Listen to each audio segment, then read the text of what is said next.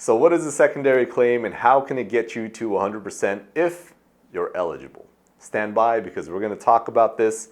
First, my name is Mark and I am a disabled veteran like many of you, and it took me about 10 years to get everything I deserved, and I lost close to, if not over, $100,000 in unrealized benefit.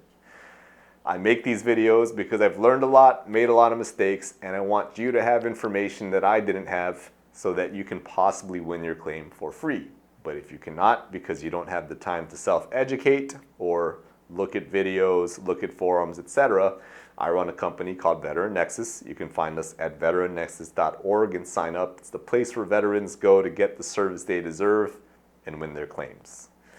If I can't help you win for free through content, well, at least we can do is remove some of the pain and time from that process and help you that way. But let's get into today's topic. What is a secondary, and if you're eligible, how can you get to 100% or a higher rating than what you have now through that strategy? But first I want to talk about a secondary claim in general and some tips around it that are good to know if you're thinking about it. I'm not a lawyer, I'm not a doctor, I'm not an attorney, I'm not an accredited agent, so this is not legal or financial advice. First thing I want to say to you, so DYOR, do your own research. It's for educational purposes only.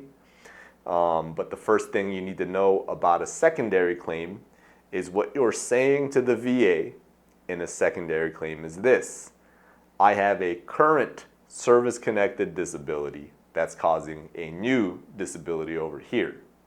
Or that current service-connected disability is making something you've been dealing with already worse. Now, I'm not a doctor, so you probably need to consult one that needs to make that determination, which is the first tip here.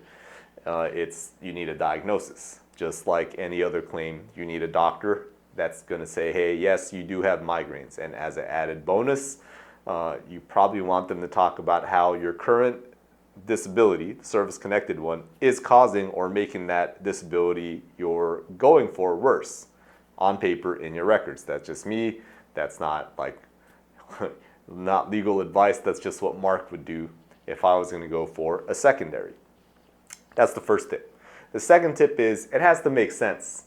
So here's an example. If you have migraine headaches and it's because you broke your jaw on the service, okay, there's a probability that's true. If you have tinnitus and it's bad enough and you have migraine headaches or PTSD causing migraine headaches or two or all three of those conditions causing migraine headaches, well, that's a probability, right? There's a chance that's probably true, makes sense. But if I was going to go for, let's say, my foot problem causing the headache, well, you can file that claim. Anybody can file a claim. Anything's possible, right? I'm sure there's one or two, less than 1% of the people out there that is true for them. Now, they're going to have to prove it. I'm not saying they shouldn't go for that. What I'm saying is, if you're going to do something like that, you need to be locked and loaded and ready to go with the evidence, with the story. Everything has to be locked down tight because that is not a common claim that veterans will win. Another example of this is diabetes. A lot of vets say, hey, I have a knee problem, I'm overweight, it's because of my leg issues. From one vet to another, I understand where that's coming from. You have a foot problem, you can't run, you can't work out, and really it's an eating issue, and because you can't run, work out, and you're always in pain, you can't control your eating, and that's causing the problem. Well, that's what you think is giving you the diabetes, right? Or maybe that is true on paper, but to prove that it's your feet causing both those issues which give you diabetes, like that's a whole nother animal. Right? That's something that's kind of common.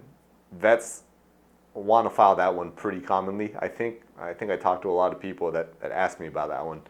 And that one's hard to win. Not saying don't go for it. You can do what you want. This is not legal advice. What you need to do is figure out, okay, well, what do I need to win that claim? And let me, set everything up first before I initiate that. Just know what you're getting into. If it's a claim that's not probable. Anything's possible, but is it probable? Because if it's one of those claims that's not probable, you need to strap yourself in and be ready for some disappointment. If you go in there and you're thinking, oh, I'm going to get this because I deserve it, yeah, I see where that's coming from, but you also have to be realistic and see that there's a lot of vets that lose that one, And the ones that win, if you're having to sort through like Board of Veteran Appeal, what is that, hearing results on Google to see how to win that claim, you've got a claim on your hand where you're gonna have to fight. So those are some tips on secondaries, and that's what a secondary is. You have a new disability or one that's gotten worse, and you're saying that that new disability is being caused by a service-connected disability, or the disability that's getting worse is being worsened by the service-connected disability. You need to go to a doctor, get a diagnosis, make sure that's true. Probably gonna need a Nexus letter, in my opinion, to win that one most times. So how do you get to 100% if you're eligible, or the next highest rating if you have a service-connected disability at, let's say, even 10%? So let's say you even have a 0% rating for something. Let's say you have a 0% rating for hearing loss. And you're depressed because you used to be able to hear your spouse and your kids, but now you can't hear because of your time in the military. You have depression. Well, you can file a claim for depression secondary to that hearing loss, as long as you have a diagnosis for depression, and if it's true, and if you have a doctor to back you up through a Nexus letter, and hopefully a lot of hospital visits. So you have a 0% rating for hearing loss, which might get you anywhere from 30, 50, 70, even 100% just on that claim alone. Now remember, it has to be probable. Let's take tinnitus, same thing. Maybe tinnitus gives you sleep loss. Well, you can file insomnia secondary to something like tinnitus. But it has to be true, and you have to have the backing of evidence through Nexus letters, a diagnosis, and hospital visits to back that up. And even then, it's always a toss-up, right?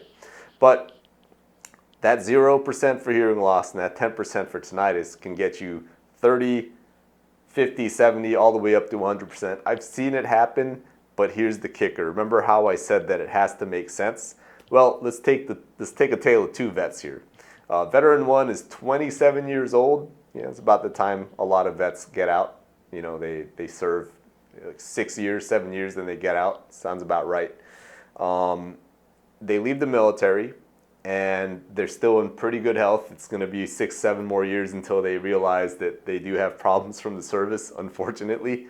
But they do have the tinnitus. Now, if they were to file a mental health claim, let's say, secondary to tinnitus, like sleep loss, if they win that claim, it's not going to be at 100%, in my opinion. Now, I can't say that definitively because I don't know. Each veteran's situation is different. Maybe you have the worst tinnitus in the world. Who knows? Then okay, maybe you are at 100%. I've seen that happen, but I don't know the details of that because I'm not their doctor. But it does happen. And you got to think, all right, well, how do they do that? It must be very bad if it's giving them 100% and they're under the age of like 40. So, but statistically, someone in that situation might walk away with a 30% on insomnia or something, or even a 10%, not 50, 70, or 100. I know it all comes down to what's true for you, but that's my guess. But let's take veteran number two. Veteran number two has tinnitus. He's a Vietnam veteran, and he is 100% for mental health secondary to tinnitus. Well, okay, what story makes more sense? The guy that's been dealing with tinnitus for a couple years just got out. He's probably been dealing with it halfway into his career, to be honest. But 2 years as a veteran, gets out. Him being 100% for something like tinnitus and hearing loss is a lot less probable than the veteran who was in Vietnam 40, 50 years ago and saw a lot of combat and is real messed up with a sleep loss over 50 years. Okay, that's more believable, right? So it has to make sense. I'm not saying if you're 30, you can't go for 100 if you believe you're there. You can do whatever you want. What I'm just telling you is just use common sense as you're putting your story together, because if you think you're 100% for one of these conditions as a secondary, and you just submit your claim as is, and there's no story, no nothing, well, you're probably going to lose or walk away with a result that you do not like. So be prepared for that, right? Be prepared for that. That's all I'm saying. You can get to a higher rating. This doesn't just apply to tinnitus and hearing loss. I use those two because Let's be honest, those are the easier ones. Well, tinnitus is easy to win, at least. Easier than hearing loss, in my opinion. But let's say you have something else. Let's say you already have a mental health condition. Well, maybe you can file a migraines claim or something secondary to that. Or you're taking medication, and that medication for your service-connected disability caused stomach problems.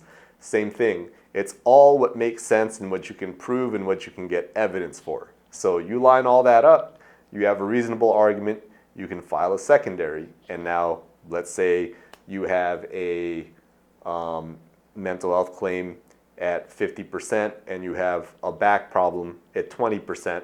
Well, you might be able to file a couple secondaries on mental health depending on if that's giving you headaches and you're taking medication for it.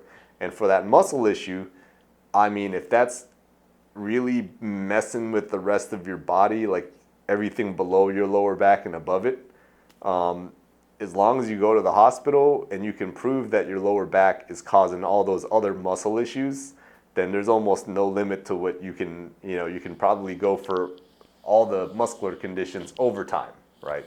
And as your doctor tells you it's getting worse and you ask them, hey, do you think my lower back is causing these other issues? If they keep saying yes, there you go. You might want to consider filing a secondary on those muscular conditions. But I'm not here to tell you what to do. I'm just here to educate you.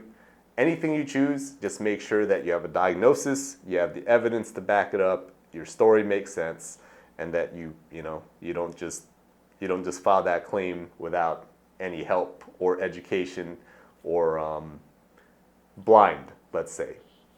So if you found that helpful, please like and subscribe, tell your friends about it, and if you have a service-connected disability, you might want to consider filing a secondary claim.